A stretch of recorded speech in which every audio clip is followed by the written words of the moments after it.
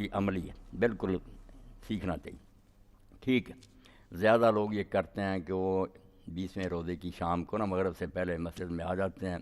21ویں رات سے پھر وہ اعتکاف شروع کرتے ہیں، یہ صحیح نہیں ہے۔ صحیح جو ہے نا حدیث پاک میں وہ یہ ہے کہ رسول کریم علیہ السلام فجر کی نماز پڑھ کر اپنی اعتکاف کی جگہ پر بیٹھتا ہے، فجر سے اعتکاف شروع ہوتا تھا۔ اب اس کو کچھ ائمہ نے تو یہ سمجھا کہ وہ 21ویں کی فجر، 21ویں رات گزر گئی، روزہ رکھ کر آئے، فجر کی نماز پڑھی۔ ذکر فجر کا، شام کا ذکر کسی حدیث میں نہیں، یہ لوگوں نے اپنی طرف سے بنائی ہے۔ یا تو یہ کریں 21 کو بیٹھیں، پھر اس سے سوال پیدا ہو گیا کہ اگر 21ویں رات ہی لیلۃ القدر ہوگی تو آپ تو محروم رہ گئے۔ کوئی جواب نہیں ان کو آیا، امام احمد بن حنبل دوسروں کو لفظ پر تو جم گئے کہ فجر پڑھ کر بیٹھتے تھے، مگر اس کا جواب نہیں آیا۔ اس کا جواب پھر صحیح وہی ہے جو اس دور میں تقریباً علماء مان گئے، بریلویوں میں نے لکھ دیا، دیوبندیوں میں لکھ دیا، اہل حدیثوں نے بھی لکھ دیا، اور علامہ سندھی نے پوری بحث کر کے حاشیہ بخاری میں لکھا تھا کہ تم کیوں 20 کی فجر کو نہیں بیٹھتے، فجر بھی ہو جائے اور 21ویں رات بھی صرف ایک دن ہی بڑھتا نا، تو صحیح یہی بات ہے۔ اب اس پر تقریباً سارے گروہوں کے علماء جو ہے نا رسالے لکھ رہے ہیں، وہ مان گئے کہ 20 کی فجر پڑھ کر پھر نہیں جانا، یہاں ہی بیٹھ جانا، اپنا حجرہ وغیرہ بنا لے، اعتکاف کے لیے فجر پڑھی اس میں بیٹھ گئے، تو 20 کی فجر کوئی نا شروع کرنا۔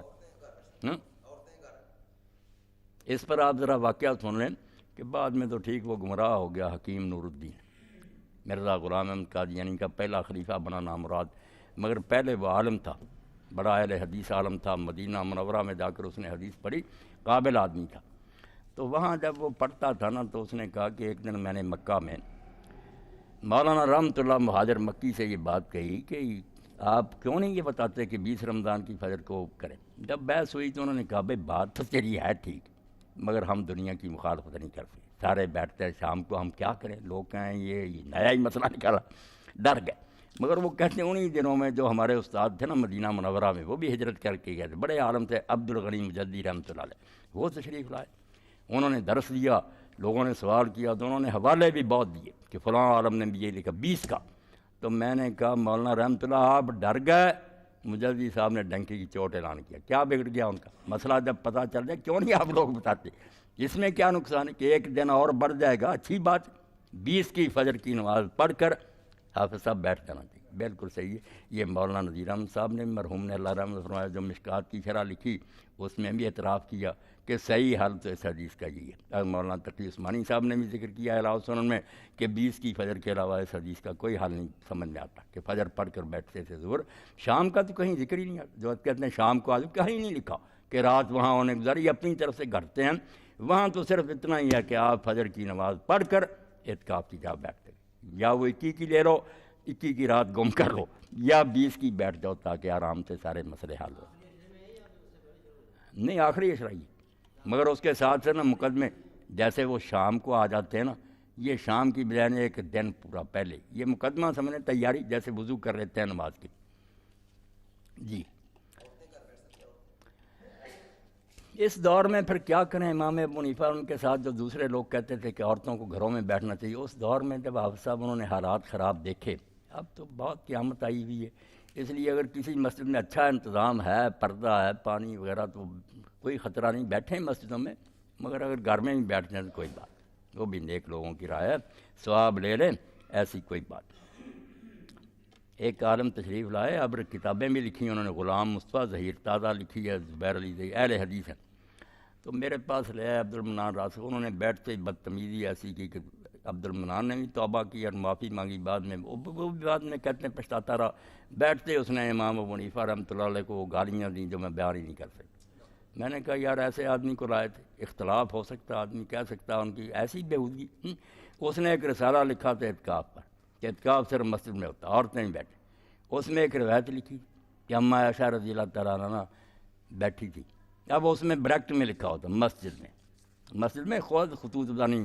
میں نے کہا مناب میں بیٹھی ہوئی تھیں، روایت کے الفاظ ہیں نا کہ مسجد حرام پاس ہی تھی، کعبہ کی مسجد، وہاں نہیں آئیں، الگ خیمہ لگوایا ہوا تھا، یہ تو امام ابو حنیفہ کے حق میں جاتی تھی بات کہ وہ مسجد میں نہیں آئی، لوگوں سے پردے کے طور پہاڑ کے دامن میں حرا کے قریبی انہوں نے وہ لگوایا ہوا تھا خیمہ، آپ نے اپنی طرف سے لکھ لیا، نکالو حدیث میں مسجد میں ہے، شرمندہ۔ ابو حنیفہ رحمۃ اللہ کو گالیاں دیتے ہیں، بددیانتی کا یہ حال ہے کہ حدیث خلاف ہے آپ کے، اس میں آپ نے خود لکھ لیا مسجد،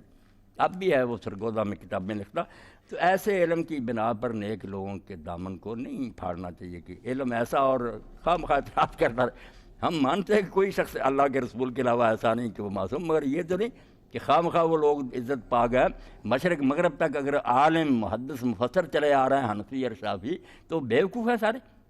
انہوں نے لوگوں کو کچھ جائیدادیں بانٹی ہیں، حکومت ہے ان کے پاس کہ ڈرتے ماں نہیں، نیک تھے، پرہیزگار تھے، علم تھا، احترام دلوں میں پیدا ہو گیا لوگوں، تو ادب سے بات ہونی چاہیے۔ تو میں نے مثال دے دی کہ حوالے میں بھی ہیرا پھیری کر لیتے ہیں، اس طرح خطوط نے خود بھی لکھ لیا مسجد میں نے کہا مسجد کہاں لکھا؟ وہ تو لکھا کہ ہیرا کے پاس خیمہ لگوایا تھا مسجد سے باہر میرا میں، وہاں بیٹھی ہوئی، تو بیٹھ سکتے، بالکل بیٹھ سکتے۔ جی دعا کریں۔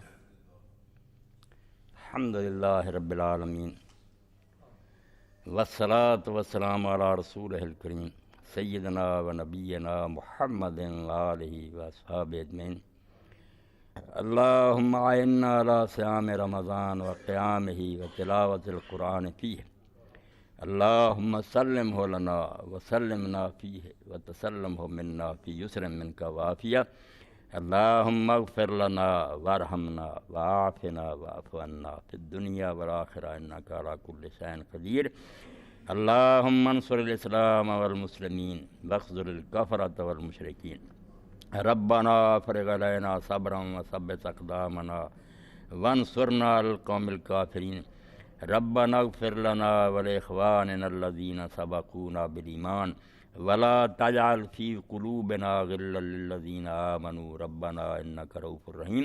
وصلی اللہ تعالی علی خیر خلقہ سیدنا محمد آلہ واصحابہ اجمعین، آمین یا رب۔